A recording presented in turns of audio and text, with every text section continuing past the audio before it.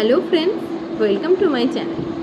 তো আমার আগের ভিডিওগুলোতে আমি তোমাদের সঙ্গে সেন্টেন্সের বিভিন্ন পার্ট নিয়ে আলোচনা করেছিলাম এবং ঠিক এর আগের ভিডিওটাতে আমি তোমাদের সঙ্গে grammar rules for making sentences এটা নিয়ে আলোচনা করেছিলাম এবং তার প্রথম ভাগ যেটা আছে সাবজেক্ট ভার্ব এগ্রিমেন্ট সেটা নিয়ে ডিসকাস করেছিলাম এবং তোমাদের বলেছিলাম যে আমার পরবর্তী ভিডিওসগুলোতে কিন্তু বাকি যে ভাগগুলো আছে সেটা নিয়ে আলোচনা করা হবে। তো চলো তাহলে আর বাকি যে ভাগগুলো আছে সেগুলো নিয়ে আলোচনা করা যাবে। তো তারপরে যে ভাগটা সম্বন্ধে আমি তোমাদেরকে বলবো সেটা হচ্ছে ক্যাপিটালাইজেশন অ্যান্ড পাংচুয়েশন। তো ক্যাপিটালাইজেশন এবং পাংচুয়েশন এটা কি? ক্যাপিটালাইজেশন বলতে যখনই ইংলিশে কোনো সেন্টেন্স আমরা স্টার্ট করব তখনই প্রতিটা সেন্টেন্সের প্রথম অক্ষর কিন্তু বড় হাতের হবে আর মানে ক্যাপিটাল ওয়ার্ড লেটারে হবে এবং যখন আমরা কোনো সেন্টেন্সকে শেষ করব তখন তার শেষে অবশ্যই একটা পাংচুয়েশন মার্ক মানে হচ্ছে কমা, ফুল স্টপ, কোয়েশ্চেন মার্ক এগুলো কিন্তু আমাদেরকে ইউজ করতে হবে, তবেই কিন্তু সেই সেন্টেন্সটা ঠিক হবে। এবং প্রতিটা সেন্টেন্স যখনই আমরা ফুল স্টপের পর স্টার্ট করব তখনই তার প্রথম অ্যালফাবেটটা কিন্তু ক্যাপিটাল লেটারে মানে বড় হাতের অক্ষরে হবে। এটা কিন্তু তোমাদেরকে মাথায় রাখতে হবে। মানে each sentence has to start with a capital letter and end with a punctuation mark. মানে প্রত্যেকটা সেন্টেন্সকে কিন্তু অবশ্যই শুরু হতে হবে ক্যাপিটাল লেটার দিয়ে এবং শেষ হতে হবে অবশ্যই পাংচুয়েশন মার্কস দিয়ে। Punctuation marks such as commas and question marks are used to indicate pauses or the end of a sentence. মানে এই যে কমা বা হচ্ছে ধরো তোমার কোয়েশ্চেন মার্ক এগুলো কেন ইউজ করা হয়? কোনো একটা সেন্টেন্স যে শেষ হয়ে গেছে সেটা বোঝানোর জন্য কিন্তু এটা ব্যবহার করা হয়।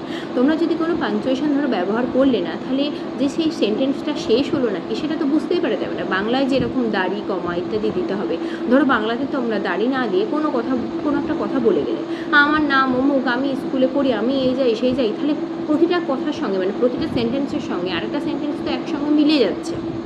তাহলে কোন সেন্টেন্সটা তুমি শেষ করলে এবং তারপরে কোনটা স্টার্ট করলে সেটা কিন্তু এক্ষেত্রে বোঝা যাচ্ছে না। তাই পাংচুয়েশন মার্ক কিন্তু ভীষণ পরিমাণে গুরুত্বপূর্ণ। তো additionally all sentences should start with a capital letter and end with a punctuation mark. প্রতিটা সেন্টেন্সের কি কিন্তু শুরু হওয়া উচিত ক্যাপিটাল লেটার দিয়ে এবং শেষ হওয়া উচিত পাংচুয়েশন মার্কস দিয়ে, যেটা তোমাদেরকে বললাম। তো তোমাদের সঙ্গে একটা এক্সাম্পল দিয়ে বিষয়টা আমি শেয়ার করি, ঠিক আছে? ধরো লিখলাম আমি she plays the piano. She plays the piano লেখাটাতে দেখো শিটা যেটা আছে তার এসটা কিন্তু ক্যাপিটাল লেটারে আছে। So it is a complete sentence while she plays the piano এটা লিখলাম, ঠিক আছে? এবং সেখানে যে প্রথম এসটা আছে শি এর সেটা কিন্তু স্মল লেটারে লিখলাম। It is not the complete sentence, এটা কিন্তু একটা কমপ্লিট সেন্টেন্স নয়, বরং এটা কি করছে, এটা একটা ক্লজ, বরং এটা কি করছে, এটা কিন্তু একটা ক্লজ বা part of A another sentence. মানে এটা বোঝাচ্ছে যে এটা কোনো একটা ক্লজ বা কোনো একটা সেন্টেন্সের পার্ট হিসাবে ইউজ করা যায়।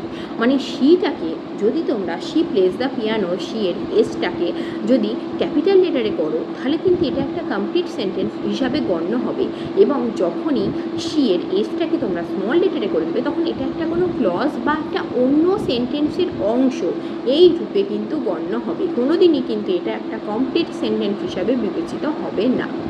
তাহলে আমাদের সেন্টেন্স গঠন করতে গেলে যেমন সাবজেক্ট ভার্ব এগ্রিমেন্ট মেনে চলতে হবে, ঠিক একই রকমভাবে কিন্তু আমাদের ক্যাপিটাল ওয়ার্ডসে বা ক্যাপিটাল লেটারে সেন্টেন্স স্টার্ট করতে হবে প্রতিটা এবং সব শেষে যে পাংচুয়েশন মার্কটা প্রয়োজন সেই পাংচুয়েশন মার্কটা কিন্তু আমাদেরকে ইউজ করতে হবে, নাহলে কিন্তু সেন্টেন্স কমপ্লিট হবে না। তাহলে আশা করছি তোমরা এই ক্যাপিটালাইজেশন এবং পাংচুয়েশনের বিষয়টা বুঝতে পেরেছো। তাহলে চলো পরবর্তী যে ভাগটা আছে সেইটাতে চলে যাওয়া যাক। পরবর্তী ভাগ কি আছে? Run on sentences. তো কি বলছে? Run on sentences ochre when two complete sentences are joined together without any punctuation.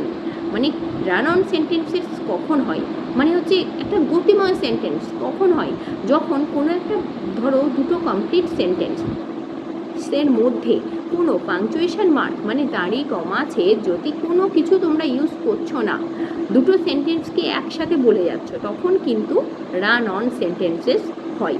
তো বলছে this can make a sentence difficult to read and understand. মানে যখন তোমরা রান অন সেন্টেন্সেস হয়ে যাচ্ছে, মানে কোনো পাংচুয়েশন মার্ক ইউজ করছো না, তখন তো সেই সেন্টেন্সটা বুঝতে অসুবিধা হবেই।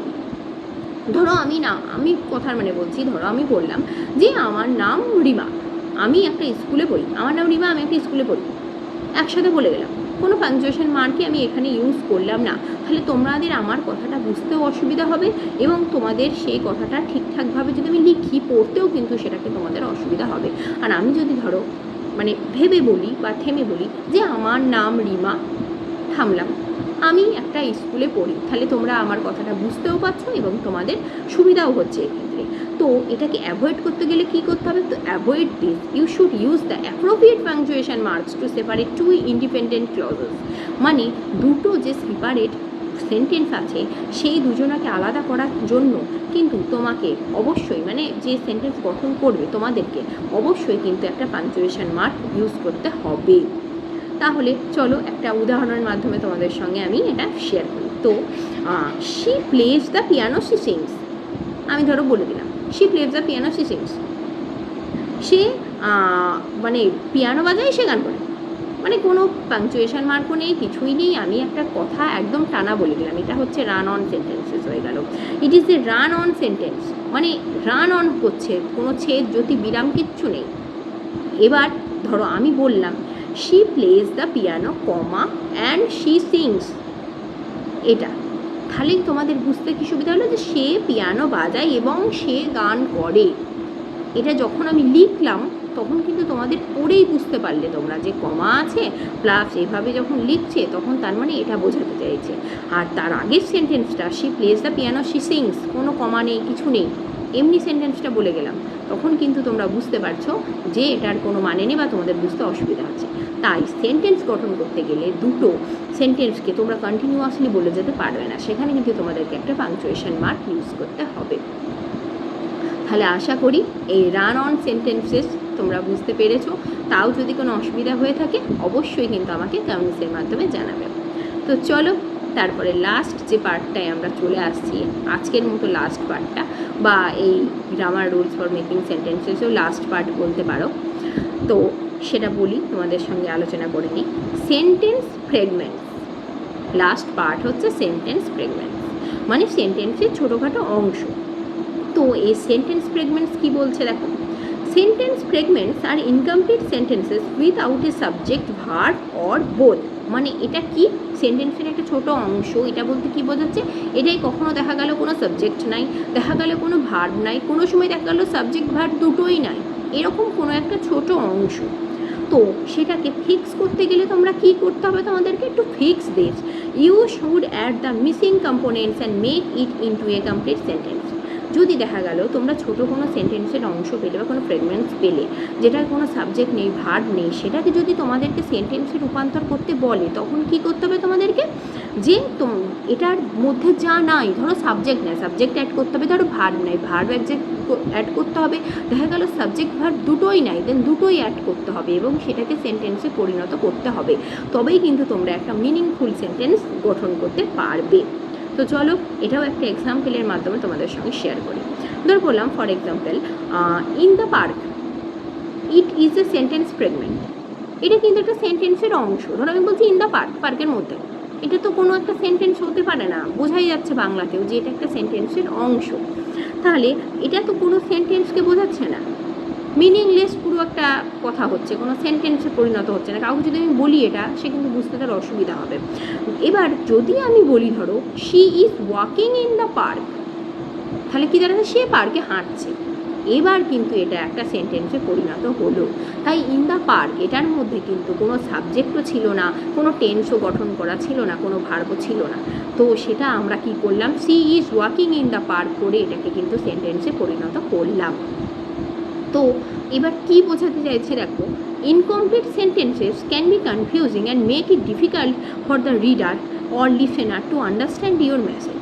যদি কোনো একটা ইনকমপ্লিট সেন্টেন্স তোমরা বলো, তাহলে এটা যে লিসেনার আছে, যে শুনছে, তার ক্ষেত্রে ভীষণ অসুবিধা হবে এবং যে পড়ছে তার ক্ষেত্রেও বুঝতে বা পড়তে ভীষণ অসুবিধা হবে। তাই যখন তোমরা একটা কমপ্লিট সেন্টেন্স তৈরি করে বলবে তখন সেটা বুঝতে এবং পড়তে উভয় ক্ষেত্রে কিন্তু ভীষণ সুবিধা হবে। তো এই complete sentence helps to convey A complete thought, make it easier for the reader or listener to understand the intended meaning. তো বলছে একটা কমপ্লিট সেন্টেন্স যদি তোমরা গঠন করো তাহলে সেটা যে পড়ছে বা যে শুনছে তার পক্ষে কিন্তু ভীষণ সুবিধাজনক এবং সে একটা গোটা সেন্টেন্সের দ্বারা সেটার মানেও বুঝতে পারে এবং সেটার মাধ্যমে যে কনভারসেশন হয় সেটাতেও কিন্তু সুবিধা হয়। তাই সেন্টেন্স ফ্রেগমেন্ট যখনই থাকবে তখন কোনো সাবজেক্ট বা ভার্ব যাই না থাকুক না কেন সেটা দিয়ে তোমাদেরকে কিন্তু একটা কমপ্লিট সেন্টেন্স গঠন করতে হবে। এবং যে রুলগুলো আমি এতক্ষণ ধরে তোমাদেরকে বললাম সেই রুলগুলো যদি তোমরা মেনে চলে সেন্টেন্স গঠন করতে পারো তবেই তোমরা কিন্তু অ্যাপ্রোপ্রিয়েট সেন্টেন্স গঠন করতে পারবে। তো আশা করছি এই সেন্টেন্স ফ্রেগমেন্টস তোমরা বুঝতে পেরেছো। যদি না বুঝতে পেরে থাকো, কোনো অসুবিধা হয়ে থাকে, অবশ্যই কিন্তু আমাকে কমেন্টসের মাধ্যমে জানাবে। তো আপাতত সেন্টেন্স গঠন করার যে গ্রামার রুলস ছিল সেগুলো এইটুকুনি। তো আবার তোমাদের সঙ্গে দেখা হচ্ছে আমার পরবর্তী ভিডিওতে। আর আমার ভিডিও যদি তোমাদের ভালো লেগে থাকে তাহলে অবশ্যই আমার পাশে থেকো এবং আমার চ্যানেলটিকে সাবস্ক্রাইব করে দিও আর পরবর্তী ভিডিওসের জন্য। এবং আমি পরবর্তী কি শুরু করছি সেটা আমি তোমাদের সঙ্গে আমার আবার পরবর্তী ভিডিওতে জানাবো। আর আমার এই আগের ভিডিওগুলো দেখো, তাহলে তোমরা সেন্টেন্স সম্বন্ধে অনেক ক্লিয়ার আইডিয়া পাবে। তো চলো, টাটা এভরিওয়ান, বাই।